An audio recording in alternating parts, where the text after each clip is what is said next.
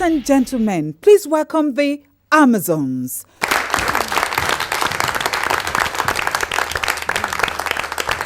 Thank you so much. Welcome to the Amazons, and my name is Bimbo Thomas. With me is the very, very ravishing Aisha Falude.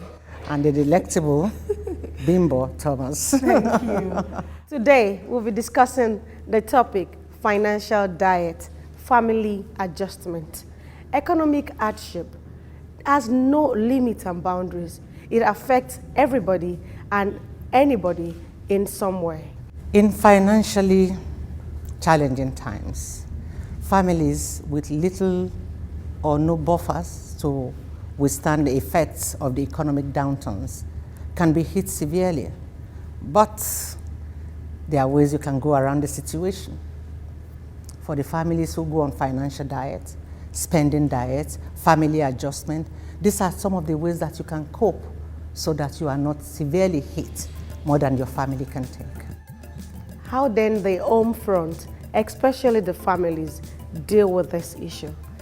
Welcome to the Amazons.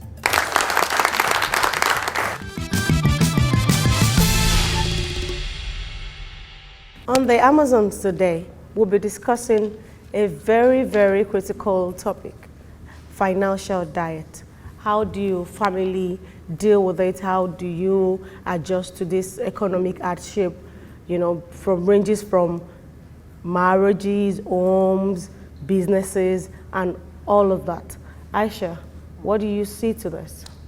Bimbo, the finances of a home will either break the home, mar the home, or make the home stronger. It can also create a bond. It can be a source of friction in the family when the finances are not sufficient to meet the needs of the family. That is why it falls on the woman most of the time, because we call them the CEOs of our families. They are the chief accounting officers. They are the ones who know the needs of the families. They are the ones who make the budget for the family. They are also the ones who know how to manage the resources in the family. So if in terms of the economic downturn, in terms of having to make adjustments, it still also falls on the woman to propose, and within the limits of the resources of the home, begin to see where those adjustments can come from, where those the needs and the wants, you will now begin to want to separate and see, do I really need, does my home really need this? Or is it's just a luxury? You can do away with wants, but the ones that are needful, the needful ones are the ones that are of priority. They are the ones that need for money to be spent on. So this is what we are going to be talking about today on the Amazons.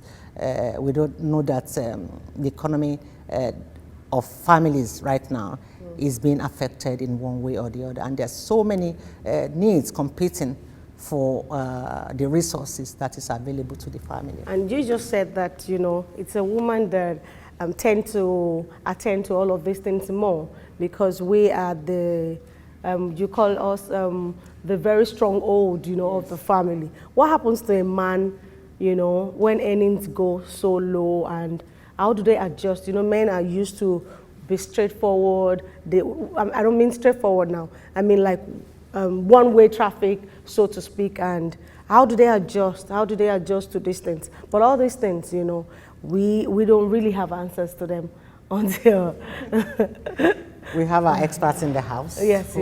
Teach us the nitty-gritty of financial diet. Exactly. And we'll go on a break now. When we come back, we'll further discuss on the topic.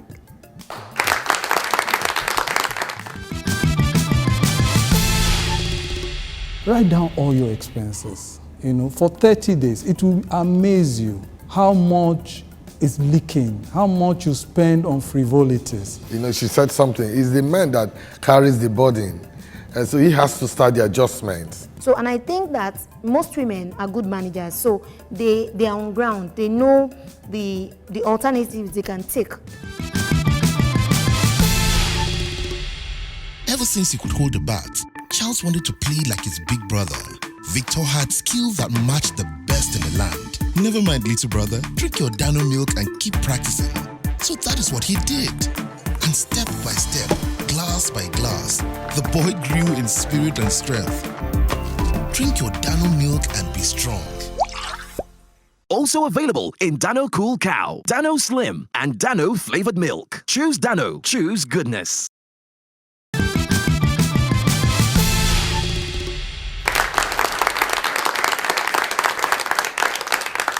Thank you. With me today in the studio, I have Epham Mark. He is a family man. Also, Gbemisola Emmanuel Ajayi, a housewife. And we're discussing the topic, ash time, in this country, how it affects our various homes, and how we are adjusting to this hardship. And Aisha, you know, looking at it from both ends, how do you think families should react to it, how marriages also should adapt to, how they cope on this hardship? Well, for families, I mean, husband, wife, and the children, I think it is for the couple, the husband and the wife, to come together and begin to look at areas of adjustment, areas that there has to be some kind of cut down, areas of needs, areas of wants, areas of what is necessary, areas of what we can do away with, areas of luxury, areas of those things that are not so necessary but are all financially just cutting down budget and having a financial diet, a spending diet, especially on the children, on the wife, even the husband too, because he is, you see, the burden of providing for the family is first and foremost that of the man. Whatever the woman does is to support, you know. So because it is that of the man, it is also very important for the man to see the need why this adjustment has to be made. In fact, they should be the one initiating it because he knows that the burden falls on him to make the provision. And this will take me to the question I'm going to be asking Epham. With the adjustments, what strategy are you using to make use of the most of what you have? Basically, you have to look at, like what Aisha just said, can two work together if they don't agree? So there must be an agreement from the home setting. And when you look at the agreement, you look at areas you can adjust. You look at the school fees. Are we earning, not if I'm earning, are we earning enough to take our kids to X and X school? And if we're not earning enough, what do we do? So support for external families too, because we operate extended family kind of system down this way in Nigeria. So somebody comes call you from home and say, uncle is sick, auntie is sick. So how much do we support extended family too? Then it comes to food. If you have younger kids, you can't cut off so many things. You make them understand that there are some things that might not come for breakfast again. So they begin to adjust. If they used to have sausage roll, you begin to find an adjustment to sausage roll. Probably you begin to provide plantain and ketchup. But you just have to work with your wife in this setting. You must work with her. There has to be an agreement. You just have to discuss with her and so that you can get a breakthrough in the home. And also even in your life. You know, she said something. It's the man that carries the burden.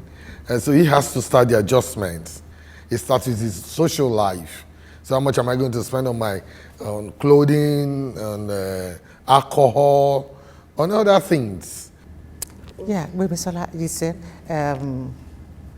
Afam has just said, you know, from the man's perspective, he initiates the adjustments. Yes. You know, and then the wife, I'm sure, would be too happy that the husband has taken that initiative. Yeah. So for the woman, there's some women, let's not pretend about it, they do not know how to go on a financial diet. They do not know how to cut down. They do not know the needs, the priority of the needs and the wants. It is, this is what we would do, and that is it. Because they begin now to think of comparison with the other home. Their kids are going to that school. Why can't ours? Everybody is going to know. At what point should the woman also be reasonably in support of this financial diet in order to be able to cope with the economic hardship? I beg to differ a bit by saying I think a woman is more of a better manager than a man. I would say a woman in a home is usually more grounded than the man. Grounded, like she's usually more available. So to a very great extent, she can identify the needs of the family on a monthly basis where the expenses goes to. So a good woman who wants to build her home will, in order to achieve a financial diet, when we say diet, there must be a deficit somewhere. So is it the food we eat that we need to find a cheaper alternatives for? Is it a ashwebi that we do that we need to, maybe we decide that, okay, every month I don't want to do more than maybe 3 ashwebi or lesser. All excesses. So, yes, there needs to be a deficit. So, and I think that most women are good managers. So they are on ground. They know the alternatives they can take. And despite taking these alternatives, there will not be a lack. What about these extravagant wives? When all they think about is, I'm sorry, this is the way I want to do things. I think as a man, you should adjust. You should be the one to do this. I cannot forsake these things because of what is going on, because of what is happening. What do you think, Bimi? The women that they think they already have a class. They don't want to go lower than that. I think all we have to do is just appeal to them.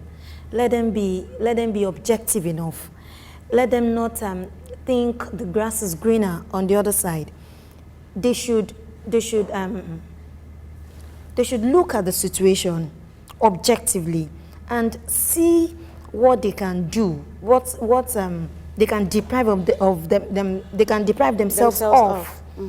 Without nothing will happen to them. But they should just they should forget those stages that they are used to, because these set of people, they can really be difficult. But I plead that you should be objective about things. Stop the comparison syndrome. My Mrs. This is in her estate, she's doing this, how can I do that? I'm not lower and all that. So in order for us to, we will always get there. But in order for us to get there, we need to make some sacrifice that is just for some time. The values of the home needs to be reevaluated. We need to also teach our children those values that are meaningful, those values that are not wasteful. This social class thing is really affecting Nigeria in more ways than we can comprehend the damage that is doing to us as a country, that is doing to us as a family. A child that can go to a school that is close by the house has no business being woken up at 5 a.m. to get ready for school, be in the bus at 6. The child sleeps all the way to school, is probably still sleeping by the time they get to school because they are driving from one end of the town to the other. That's number one. Number two, children do not need to have television in their rooms. I mean, these are just basic things that we have to teach our children. Number three, children should stop also making comparisons and parents listen to. The parents have to inculcate even the culture of saving, the culture of being financially disciplined. You don't learn it when you are an adult. You learn it from being, from what you are taught from the home, so that by the time you need to adapt to situations, it is not difficult. And I think a bulk of the problem that we have in this society today is because parents also have contributed to living larger than the end. So that our own situation is the one that is creating the problems for the homes, for the families, for the children, and so on and so on. We talk about governance. We say government or doesn't. Government is failing in that. But who is government? Government is a daddy, is a mommy, Is somebody's son, is somebody's daughter. It is all of us. So this is what I want us as a nation to begin to have a reorientation, actually, about Aisha, our spending. you mentioned children. Children will be children, and with their children, you know, they have demands. They just feel that, oh, I have my daddies and mommy to get these things for me. Like, I don't have to compromise because it's my entitlement. And that will take me to the question I'm going to ask you, Ephraim. How have you been able to cope with the strains of family, especially demands from your children, when there's this downtown and you feel that, hey, this is, how do you deal with it? Fortunately for me, my last boy is 20 years, and I experienced it about 4 or 5 years ago. So much demand on the internet. It wasn't too difficult for me, but I discovered they were downloading, and the same Swift I use in my office, a home off for 12,000. And I get back after 10 days. Why are you not working on your assignment? Daddy, the internet is down. I said, okay. Now we're going to start working on assignment, and I'll give you the code number or the password. For women, really, what would you advise? You know, economic downturns, which area can they really enforce and make sure that those enforcements, you know, are not in a way that is conversation, like democracy. This is what the situation is, and these are the options. Can we discuss it? How can a woman get the whole family on board financial diet? I have a toddler, and you know, toddlers, they all they want is, they just want to have their way. So what I have decided to do is, he doesn't want to eat what everyone is eating. He wants cereals always. He can have cereals all day. So I just I decided to ignore his tantrum and enforce and make sure that whatever it is we are eating, it's quite young, but whatever it is we are eating at home, that is what he will eat. At first, it was pretty difficult because besides the fact that we have to buy cereal every other week, like I buy for the month, but because it takes it so regularly before the end of the month, the thing is finished. So when I cook rice, for example, at night, I leave his rice in a plate. Sometimes he cries and cries, but at the end of the day, I realize he has started taking what everyone is now taking. So, and I'm like, so you can actually eat our food. He can be very choosy, except the food he takes to school. I think they don't argue with their teachers. As long as those ones gives them, they just take. But at home, it's pretty difficult. So I have learned to be persistent. I've learned to be persistent and ignore some things. So Ephraim, you have an advice for couples out there that when they experience this sort of things, how to adjust to the hardship to just make things work out very fine? Yeah, though the man provides almost 90%, the woman is a support, but she manages the home. We just have to fall back to the home and listen to our wives, because as we listen to them, you know, we still want to be the big boy, the way the people see us outside. But you are the one inside the house with the woman. Say, a lot of things are not going on well, and let's listen to them. That's my advice. That's very true. Thank you so much. Thank you. It's been a time and a moment with you. Thank you, Bemi, and thank you, Evans, for joining the show. We'll go on a break, and when we come back, there is still a lot to talk about.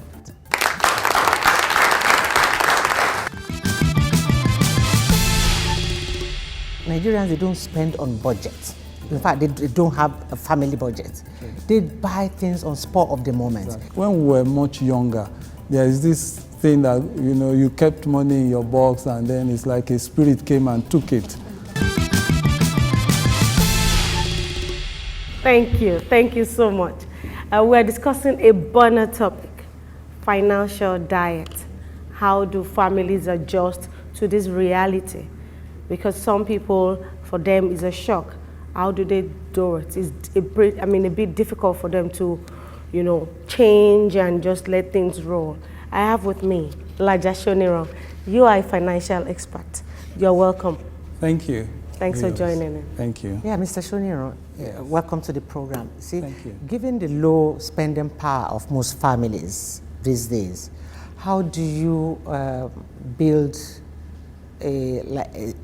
like an intervention fund to survive this kind of economic hard times that most families are witnessing in Nigeria today? It's really a tough time out there. And being in the industry, you see a lot of families being torn apart because of this issue of finance. It's really tough. And it's also very important for us to understand that this period will pass. However we look at it, it will pass. And when we have that positive, first and foremost, we have that positive attitude to life, that it will pass, it helps us to adjust more greatly, to whatever the challenges are. Now, to start off with, there must be a communication. That's the first thing. In the family, there must be communication. There must be that opportunity to say, come, this thing is not going right. We don't have what we used to have, as it were, or somehow, and all of that. So the first point of call is that need for communication, to break the silence. This thing is not okay. And then it's important to get the children involved at this point, because if you don't get them involved, you are, in a way, changing the entire, family, because the children also have quite a number of ideas that they might bring to the table. Okay, so but how do you, as a financial expert, what are those, is it investment? We keep hearing of save for the rainy day. Okay. How do you save for the rainy day in order to be able to draw from that saving when the rainy day actually comes? Now, there's something we call 30-day budget plan. Okay? We call it budget challenge, actually. And the idea is, first and foremost, you must know where you are before you begin to chart a course. Now, where are you really? Where are the leaks? Where are the holes? And that is why the budget challenge, 30 days budget challenge, is very critical. And what we do in that is to make sure that every expense, we're not asking you to cut yet, but write down all your expenses. For 30 days, it will amaze you how much is leaking, how much you spend on frivolities. You need to understand that first, because if you just say cut here, cut there, the leaks are still there, and they say one small hole can bring down the entire dam. So first, the moment you're able to, and you will come to, it's quite humbling. You see where you are spending so much money? Mine. You see all sorts of things within that period. So that is a realization. You come to that realization that, oh, okay, I'm spending, never knew I spent up to 20,000 on, phone bills. Wow. I spent 50,000 on this amount and all of that. So from there, you are able to see, okay, these are areas, first and foremost, areas to cut. Can you advise homes that, or couples to take on extra earnings when there's some realities, when they eat this reality? Actually, it's a process. I always like to say that, when we get into trouble, if we continue to do what we did that got us into trouble, we can't get out of it. In fact, it's more like, being in a hole and digging. The first thing you should do is to stop digging, all right? And you see, the issue here is that if we don't come to terms with the realities, it will be difficult to move forward. All right? So, yes. Mr. Adeniro, you see, what you Show said me now yes. Is, I'm sure it will hit home with a lot of families. Nigerians, they don't spend on budgets. In fact, they don't have a family budget. Sure. They buy things on spur of the moment. Exactly. They buy things on, without planning for it. Yeah. And that way, a lot of leakages come in. See, the average Englishman knows how much he's going to spend in a week. They would not exceed it. They know how much the 4 weeks expenditure, how much it will come to in a month. So they are able to plan. They want to go for holiday next year. They'll start planning it from now. True. But we don't have that, we don't have the habit, we don't have the culture. And I think this area should be emphasized to families that don't spend on spur of the moment. You go to market, you buy many things that you don't even need. Exactly. You know, spur of the moment, you know, not what is sufficient, but what is in excess. Exactly. Do you understand? People eat, they throw food away here and there. You know, families of 5, everybody is eating different things. They are not eating the same meal. So there's a lot of leakages. Like, leakages everywhere. And that is why it's important. Even if it is for 2 weeks, try and do it. I mean, I advise people to do that. But the moment you do that, you begin to see what is going on with your finances. When we were much younger, there is this thing that, you know, you kept money in your box and then it's like a spirit came and took it. But somebody broke, you know, that believes in us then that in actual fact, they don't spend money in the spirit world. So you actually spend that money by yourself. And it is simply because you keep 10,000 somewhere, you go there, you remember the first 1,000 or 2,000, and then the last one. And then you are wondering, who took the rest? But you did. And that's why budget is very important. In all that we're talking about, if all that we could take away from all of this discussion is that the need for us to budget, I think it will be a good thing. And that's why the 30-day budget challenge is very important. Thank you so much, Elijah Shoniro. We have really, really learned and from your experiences. Do you have any wrap-up conclusions?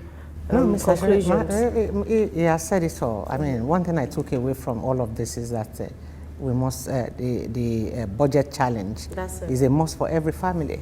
It's as good as a plan, you know, for your spending. Anything that is not within your budget is not a go. It's no go area. Don't spend on the spur of the moment. Don't spend on what you have not planned for. Everything has to be budget restricted. And you know, if you do that and with a little bit of adjustment, even in the budget, I think we will get by. And that's it to your head. We need to inculcate the habit of budget spending, and it will really do us a lot of good. Thank you so much for joining in. We appreciate your time. And on this note, we'll say goodbye. I remain Bimbo Thomas. Thank you.